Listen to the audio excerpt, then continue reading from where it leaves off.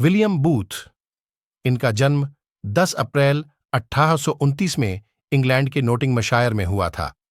William booth एक अंग्रेजी Methodist प्रचारक थे जो बाद में द साल्वेशन आर्मी के संस्थापक बने।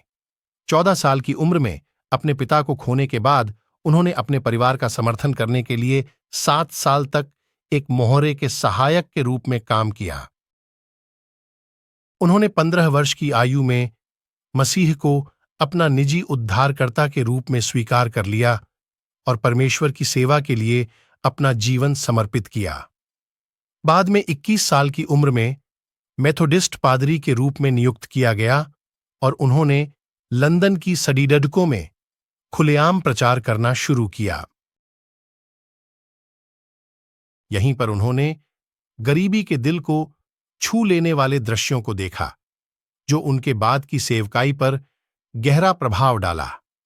प्रभु यीशु मसीह की इन शिक्षाओं के अनुसार कि मैं तुमसे सच कहता हूं कि तुम में से जो कोई मेरे इन छोटे से छोटे भाइयों से किसी एक के साथ किया वह मेरे ही साथ किया। बूथ का मानना था कि ईसाई धर्म की मूल अभिव्यक्ति एक दूसरे की देखभाल, पालन पोषण, आश्रय और साथी मनुष्य को समर्थन करने में है।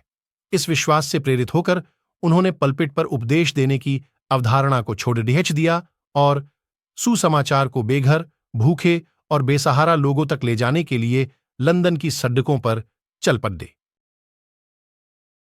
उन्होंने अपनी पत्नी कैथरीन के साथ ईस्ट लंदन क्रिश्चियन मिशन की स्थापना की ताकि जरूरतमंदों को व्यावहारिक और आध्यात्मिक सहायता मिल सके। उन्होंने चर्च में आने के लिए लोगों का इंतजार करने के बजाय चर्च को लोगों तक पहुंचाने के लिए परिश्रम किया। मिशन बढ़ता गया और बाद में इसका नाम बदलकर दी साल्वेशन आर्मी कर दिया गया, जिसमें विलियम जर्नल के रूप में और उनके सहकर्मी परमेश्वर की सेना का हिस्सा बने।